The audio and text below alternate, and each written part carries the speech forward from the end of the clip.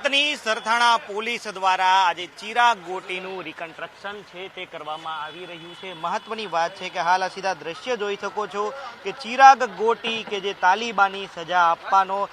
Master હતો અને લોકોને તાલિબાની સજા છે તે આપતો હતો અને હવે તેના પાપનો ઘડો ભરાઈ જતા એક પછી એક ફરિયાદો છે તે નોંધાઈ રહી છે। ત્યારે હવે આ કુખ્યાત ચિરાગ ગોટીનું અને તેના ભાઈનું રિકન્સ્ટ્રક્શન છે તે કરવામાં આવી રહ્યું છે। થોડા દિવસ પહેલા એસઓજી પોલીસ દ્વારા આજે ચિરાગનું રિકન્સ્ટ્રક્શન કરાયું હતું અને ફરીથી સરથાણા પોલીસ દ્વારા આજે રિકન્સ્ટ્રક્શન છે તે કરવામાં આવી રહ્યું છે। હાલ આ સીધા દ્રશ્ય જોઈ શકો છો કે સરથાણા પોલીસ છે આરોપી ચિરાગ ગોટી અને તેના ભાઈ આજે નિરાંત ગોટી છે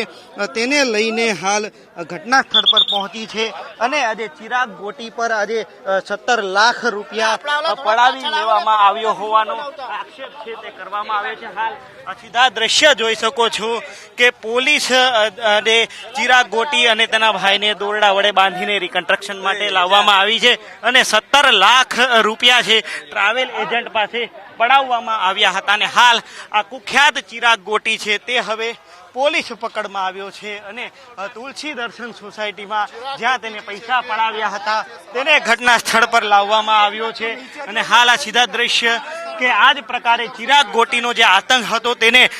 જે દૂર કરવાનો પ્રયાસ છે તે કરવામાં આવી રહ્યો છે। ચિરાગ ગોટી ખૂબ કુખ્યાત છે તે ગણવામાં આવી રહ્યો છે અને હવે આ કુખ્યાતનો વરઘોડો છે તે સરથાણા વિસ્તારમાં કાઢવામાં આવી રહ્યો છે। હાલ આ સીધા દ્રશ્ય જોઈ શકો છો કે ચિરાગ ગોટી છે તેની સામે એક પછી એક ફરિયાદો છે તે હવે નોંધાઈ રહી છે અને હવે સરથાણા પોલીસ સ્ટેશનમાં ચિરાગ ગોટી સામે ફરિયાદ દાખલ થતા ચિરાગ ગોટી અને તેનો ભાઈ છે